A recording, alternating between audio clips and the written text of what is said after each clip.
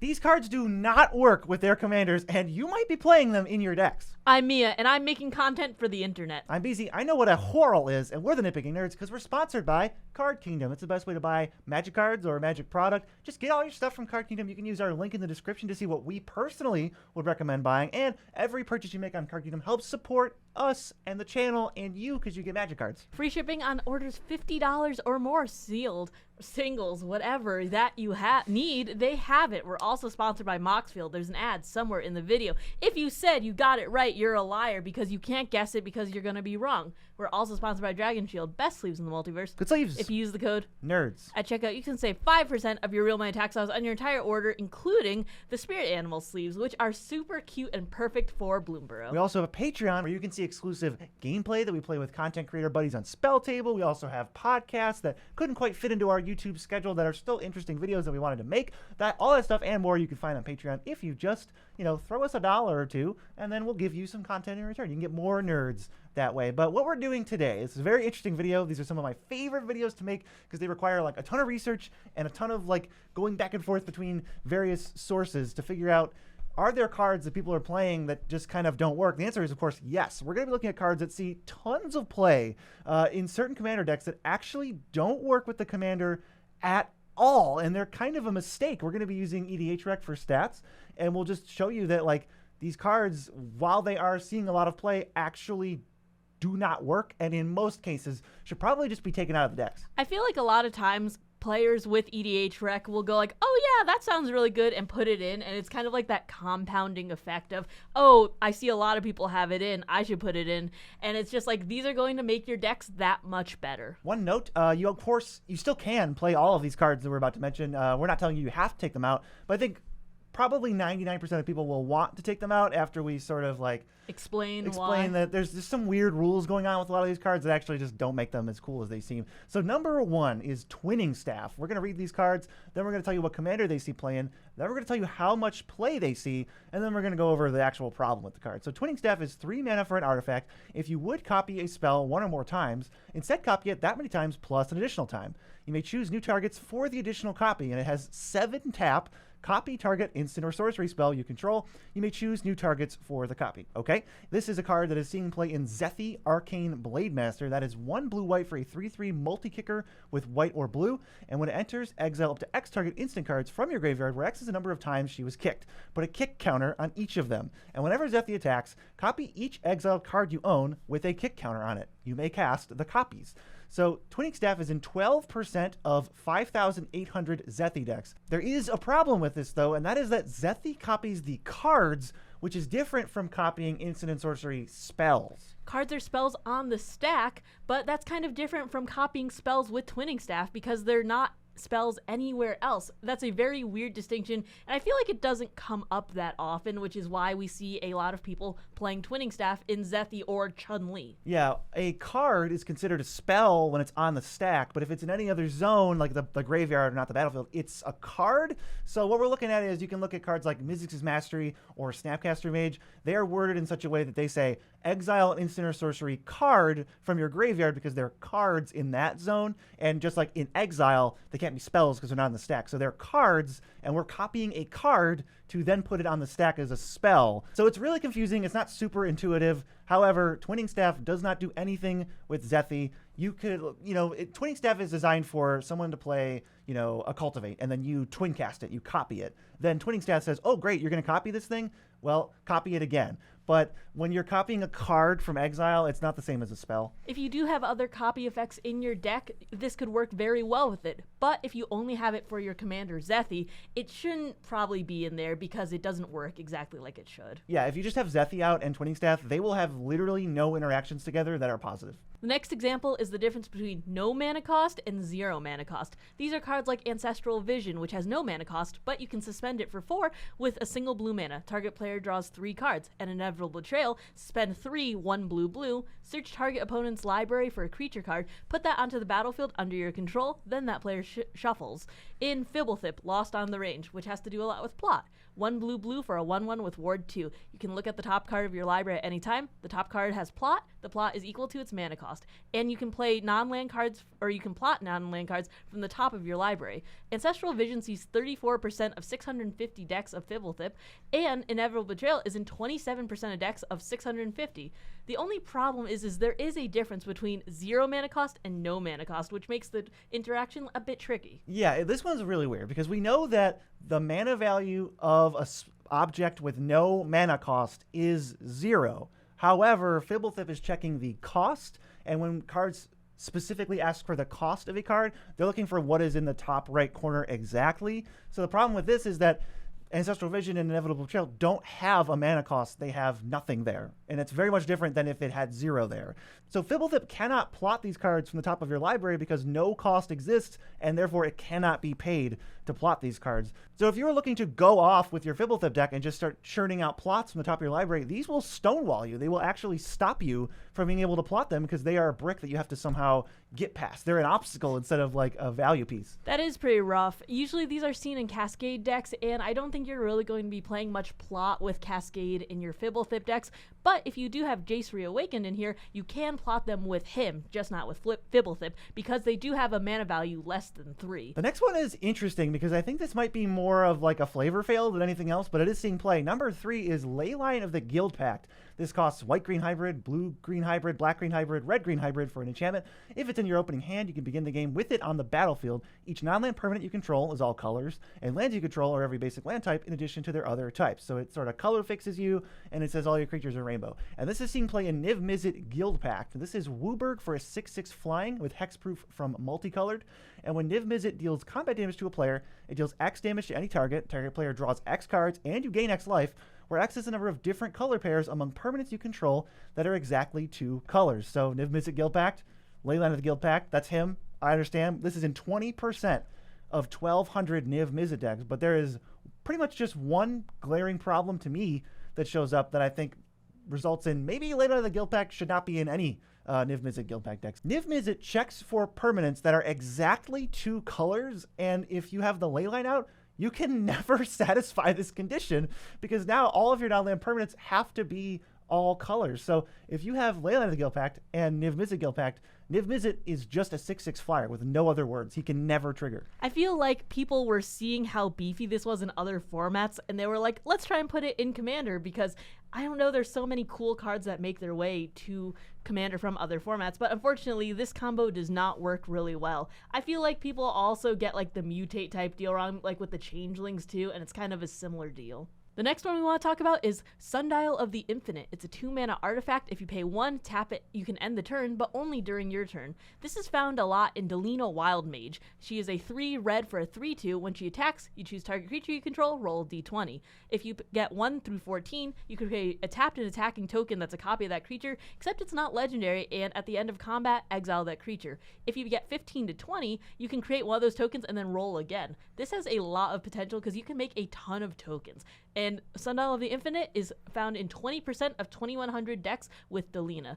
But the only problem is, because of the way Delina is worded, she has the token with the ability at the end of combat. It's not the end of your combat specifically, so you can end your turn in response to the trigger, but every single combat, she will try to exile the tokens. Yes, she creates the tokens with the ability, if it was a magic card, it would be printed on the card to say, at the end of combat, exile this creature. So yeah, if you use the Sundial, you can save a token for your end step.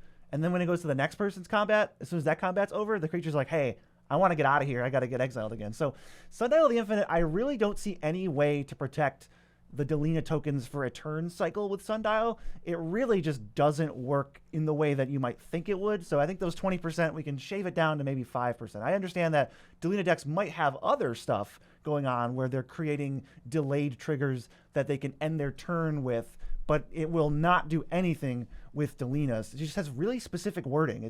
The creature just keeps the ability, even if you shut it down once, the creature still has the ability. It's just kind of imprinted on there now, and unfortunately, you can't really get around it. But if you want to change your decks, Moxfield Online is the best place to build decks, change your decks, have your decks, follow us, all of the good stuff with your decks. I'd say in that order, you can examine your decks.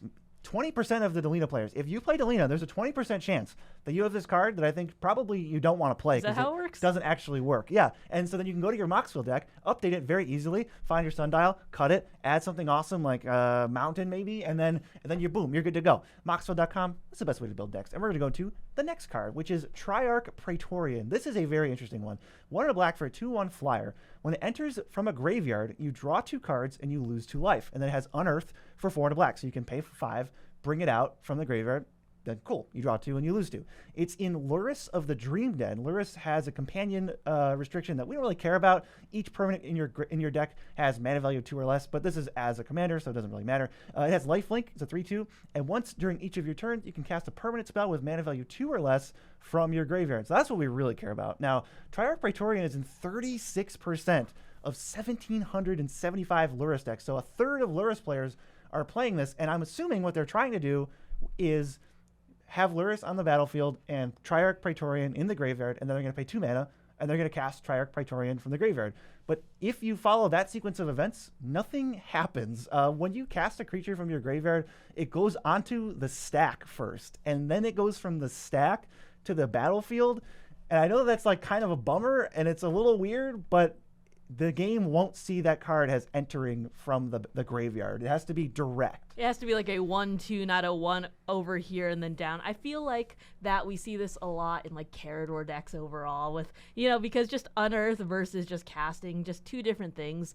And you could cast Reanimate on it to trigger its enter from graveyard ability, or just cast it for its Unearth cost, but those are very different than casting it from Lurrus. Yeah, you actually can't cast it from the graveyard at all. It's just that specific wording. If you activate the Unearth ability, cool. If you use a spell that specifically says from the graveyard to the battlefield, you're good to go. There are probably Lurrus decks that are trying to do that, or maybe there's Lurrus decks that just want to unearth it. But if you're trying to get 2 mana from Praetorian to draw 2, it's really not going to happen with Lurrus. I think a card that helps clarify this rule that is printed recently is Grist Voracious Larva.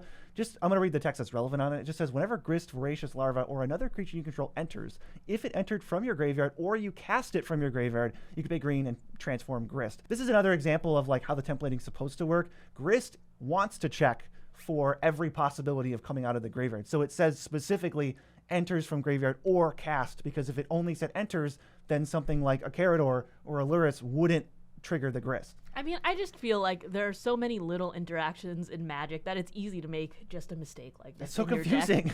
The next one is for all of you Super Friends fans out there. It's Ghostly Prison, 2 and a white for an enchantment. Creatures can't attack you unless their controller pays 2 for each creature they control that's attacking you. Where are we going with this? This is in Commodore Guff decks. 1 white, red, blue for a 5 loyalty planeswalker. The beginning of your end step, put a loyalty counter on another target planeswalker you control. You can +1 him to create a 1/1 wizard that taps for red but only for planeswalker spells. You can -3 him to draw X cards, and he deals X damage to each opponent, where X is the number of planeswalkers you control, and he can be your commander. Ghostly Prison is seen in 11% of 4,579 decks. But the problem is, as I mentioned earlier, Ghostly Prison doesn't stop opponents from attacking your planeswalkers. It specifically only says you on it, so people can attack your planeswalkers with no types of taxes, and it doesn't really deter them from it. Yeah, this is a mistake I see a lot, and I think it has to do with just the confusing word of like older cards. Planeswalkers didn't exist when this card was printed, so it didn't need to account for that at all. So it just says that they can't attack you. But if you check out the newer cards that are printed like this, you can look at Baird, Steward of Argive, or Forbidding Spirit. They both say creatures your opponents control can't attack you or planeswalkers you control unless they pay 2 or 1 or whatever the restriction is. So the newer cards kind of fix this, but Ghostly Prison is like, and Propaganda also, the iconic, like the #1 Pillow card. Fort. Yeah, the Pillow Fort, like, the card everyone thinks of. So people put that in because they're like, well, I don't want to get attacked and I don't want my stuff to get attacked. But just weirdly, Ghostly Prison and Propaganda are some of the only ones, while they do see the most play, please take them out of your Guff decks. Yeah, please. It's so bad. It does not help you. It's just going to get your planeswalkers killed, and you're going to sit there helpless like, well, they couldn't have attacked me, but I just lost my whole board. And planeswalkers are very delicate, so we got to protect them. They really are. They're your poor planeswalkers. Make sure you have proper protection for them. Next up is our least popular confusing interaction. It's Devoted Druid. 1 and a green for a 0/2. It taps to add a green. You can put a -1/-1 counter on it to untap it. this card's busted. This card has so many different infinite combos, but I will tell you one that is not an infinite combo. It is in a Melira Sylvok Outcast deck. This is 1 and a green for a 2/2. You can't get poison counters, and creatures you control can't have -1/-1 counters put on them. And sure, creatures your opponents control lose infect. So this Devoted Druid is in 29% of 200 Melira decks. That's very small. However, this is a combination of cards that I think often people try to play, but they end up getting bummed out because it actually doesn't work the way they want it to. Melira prevents you from paying the cost of putting a -1/-1 counter on Devoted Druid, so you can never activate the ability, even though it looks like those two cards would go infinite together. This is a kind of rules text that's kind of like when you can't pay life when your life total can't change. It's one of those, and unfortunately, I feel like if you read this really quickly, you'd be like, yeah, this definitely should work. But it's really unfortunate that it doesn't, because Devoted Druid is a very cool card. I know this isn't really a popular commander because there's only 200 decks of it, but if you do play them together, you should swap out Devoted Druid with something else. Yeah, or swap out Melira for a different enabler if you want to go infinite with Devoted Druid. Devoted Druid goes infinite with basically everything. We say a ham sandwich here. It goes infinite with a ham sandwich. So I'm sure there'll be other things to find. Just know that Melira, it's probably not a card you want to play with Devoted Druid. Well, what's next? One of your favorites. The next one is one of my favorites. One of the cards that we're going to talk about is Blind Obedience. 1 and a white for an enchantment with Extort. Artifacts and creatures your opponents control enter tapped. Does a little bit of everything and it comes down really fast. And Charismatic Conqueror. 1 and a white for a 2/2 with Vigilance. Whenever an artifact or creature an opponent controls enters untapped, they may tap that permanent. If they don't, you create a 1/1 white vampire with lifelink. These are often seen in Hilda of the Icy Crown. She's a commander that is 2 white blue for a 3/4. Whenever you tap an untapped creature an opponent controls, you can pay 1. When you do, you choose 1. You create a 4/4 white and blue elemental, put a 1/1 counter on each creature you control, or you could scry 2, then draw a card. Blind Obedience is seen in 10% of Hilda decks of 7,400, and Charismatic Conqueror is seen in 10% of 2,400 decks. The only problem with this is Hilda triggers when tapping an untapped creature, so that creature has to be untapped, and then it has to be tapped to get that ability. When things enter tapped, that is not the same thing, so you won't be able to trigger her abilities. Yeah, this is kind of funny because both of these cards see a lot of play, but I think they're both kind of different mistakes and different rules, loopholes that make them both kind of do nothing in Hilda. Like you said, Blind Obedience modifies how they enter, so they enter tapped, and that's how they have always been. They've never been untapped, so they don't trigger Hilda. And I don't think you want to play cards that make your opponent's creatures enter tapped, because that also means now when you want to tap them, you can't, because they're already tapped, and you won't get any benefit out of that. So I think you lose a little bit of value there. And I think also Blind Obedience in general is good because it taps creatures, but your whole deck is already tapping creatures. So it's not like they're not going to be tapped now. Whereas if you cut Blindo in a different deck, you might not have another way to tap them. So that to me feels like easy cut on that, because you can't get any value out of it. If anything else, as your opponent, I'd be very happy to have all my creatures that are tapped, because you won't be getting an army of 4/4s, and I can maybe try to figure something out from there. Charismatic Conqueror is a whole different thing. This is a completely different part of Hilda. The problem here is that Charismatic Conqueror gives your opponents the choice of tapping their creatures, and Hilda only gives you bonuses if you personally tap them. It's super funny because it says whenever you tap an untapped creature they control, and Charismatic Conqueror says they can tap it if they want to. So they'll just go, great, tap it, sure, and then you don't get anything. These are two different types of mistakes, and both cards can't trigger Hilda. So if you do want to put something in, like another type of Icy Blast or anything like that, those will trigger her, and you will be able to get more from your decks. Yep, just make sure they enter untapped to start, and make sure that you are actually the one tapping them. All right, I already know it. Mark it right here, folks. This is the most disappointing one on the entire list, I promise. We just got to talk about it. It's Myriad Landscape. Myriad Landscape enters the battlefield tapped. It's a land that taps for colorless, and you can pay 2 tap and sacrifice Myriad Landscape. Search your library for up to 2 basic land cards that share a land type, put them onto the battlefield tapped, and then shuffle. And now this is appearing a lot, shall we say, in Zuladoc Voidgorger. It's in 12% of 12,000 decks. But I'm not going to read Zuladoc because it doesn't matter what Zuladoc does. But this also applies to literally every colorless commander that has ever existed or ever will exist. The problem with Myriad Landscape is that Wastes has no basic land type. It is a basic land for sure. But if you check out like a mountain, I'll put it next to basic waste to compare it to. It says basic land mountain. Waste just says basic land nothing. And there's nothing there. So that Myriad Landscape specifically says the 2 lands that you grab have to share a basic land type, and they don't. 2 wastes do not share a basic land type.